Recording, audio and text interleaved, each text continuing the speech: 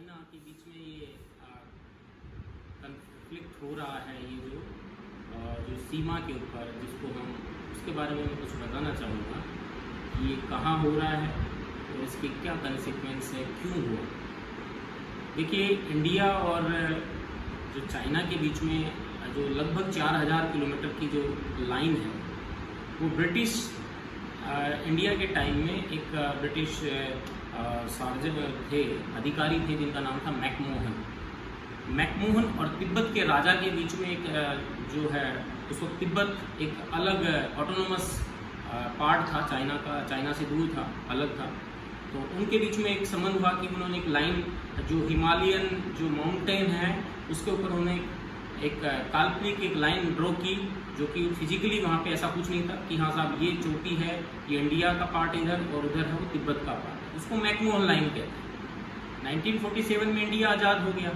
उसके बाद में 1949 में चाइना है वो आज़ाद हुआ। आज़ाद में तो नहीं कहूँगा, ये कहूँगा कि वहाँ पे कम्युनिस्ट शासन की बागडोर है वो उन्होंने अपने हाथ में ली और पीपल रिपब्लिक ऑफ चाइना है वो बना।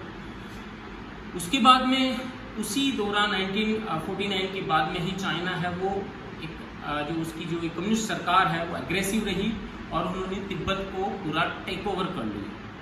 उस वक्त की सरकारों ने ज़्यादा ध्यान नहीं दिया। तो उसके बाद में चाइना के जो उस वक्त के जो थे माओ त्से तुंग और भारत के जो जवाहरलाल नेहरू हैं, उनके बीच में कुछ एग्रीमेंट वगैरह होते हैं, जिसमें एक बार ये भी देखा गया है, एक बार ये भी स्टडी की गई है, कुछ रिपोर्ट्स हैं जिनमें ये बताया गया है कि जो अरुणाचल प्रदेश है, अरुणाचल प्रदेश की सीमा पर चाइना सहमत हो गया था, लेकिन उसको अक्साई चीन चाहिए था कि वो अक्साई चीन को अपना हिस्सा मानता था, जो कि जम्मू और कश्मीर का एक अलग पार्ट है जो कि इसके नॉर्थ ईस्ट में है। अक्साई चीन को भारत सरकार ने नहीं दिया। तो 1962 जो 62 की है वो लड़ाई हुई और चाइना जो पूर्वी लद्दाख का इलाका है अक्साई चीन का है, उसको उसने पूरा अपने कब्जे में ले लिया। जहाँ जाकर के उसने अपनी लड़ाई रोकी, उसी जगह को आज हम LAC कहते हैं, यानी लाइन ऑफ एक्चुअल कंट्रोल, यानी वास्तविक नियंत्रण रेखा।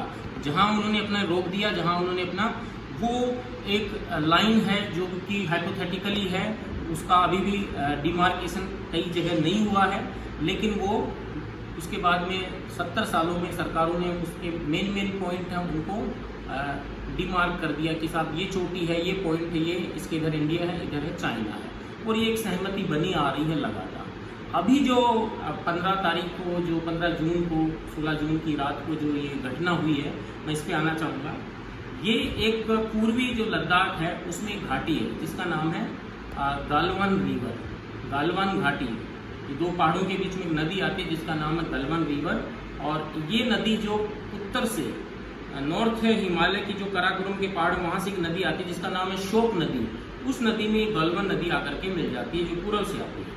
तो गालवन जो घाटी है, इस गालवन घाटी में ये नियंत्रण रेखा के बिल्कुल नज़दीक है, तो इस पे किसी का भी यहाँ पे कंट्रोल नहीं है। मतलब नियंत्रण रेखा से 2 किलोमीटर पहले भारत है, नियंत्रण रेखा से 2 किलोमीटर उधर चाइना है। ऐसा एग्रीमेंट 1996 का है, 2003 का है, जो गवर्नमेंट के दौरान हुआ है। 2-3 एग्रीमेंट हुए हैं जिसमें ये कहा गया है कि जो LAC है उसके आसपास का जो रीजन है वहाँ पे हमें कोई भी एक्टिविटी नहीं करनी है, किसी प्रकार का पक्का निर्माण नहीं करना है। लेकिन अभी चाइना है वो उस गालवन नदी में जो जहाँ तथाकथित LAC थी, उस LAC के पास आकर के और उसने अपना जमावड़ा शुरू कर दिया। अब ये गालवन नदी जो क्षेत्र है ये स्ट्रेटेजिक रूप से इंडिया के लिए बहुत इम्पोर्टेंट है। ऐसा क्यों?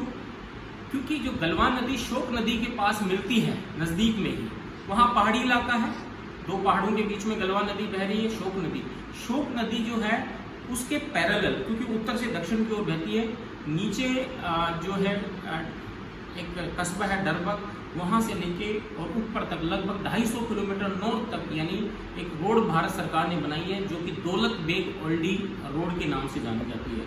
ये भारत सरकार की एक बहुत ही महत्वपूर्ण स्ट्रेटेजिक रोड है जो कि नॉर्थ कश्मीर को, लास्ट जो हमारा सियाचिन ग्लेशियर के पास का इलाका है, उसको एक कनेक्टिविटी देती है। है और ये बहुत ही अच्छी पक्की परमानेंट सड़क बनाई है जो कि 12 महीने भारत की जो आर्मी की सप्लाई है उसको दौलत बेग ओल्डी तक।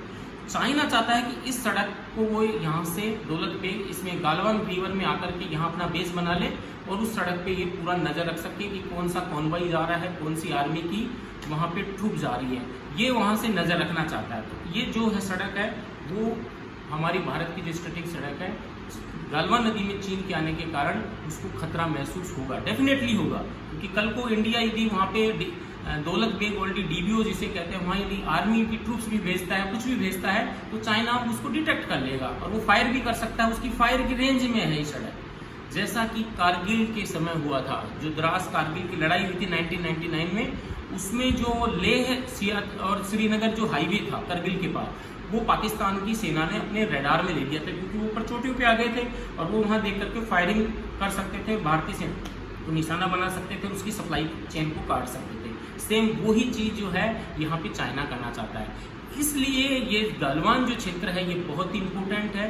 भारत सरकार ने इसका पूरा डट करके मुकाबला किया, हमारे वीर जवानों ने शहादत दी और ये हमें क्षेत्र को नहीं छोड़ना चाहिए, क्योंकि DBO जब तक हमारे पास है चाइना कोई भी हिम्मत नहीं कर सकता है, क्योंकि DBO से काराकोरम रेंज और अक्साई चीन का जो उसने सिंजियांग को तिब्बत से जोड़ने वाला जो हाईवे बनाया है वो हमारी रेंज में रहता है और वो बहुत ही एक इम्पोर्टेंट स्ट्रेटेजिक एस्पेक्ट है। तो ये हमें समझना चाहिए। ये इस पे थोड़ा सा ज्योग्राफिकली है वो आप लोग देखें। Thank you very much, thank you.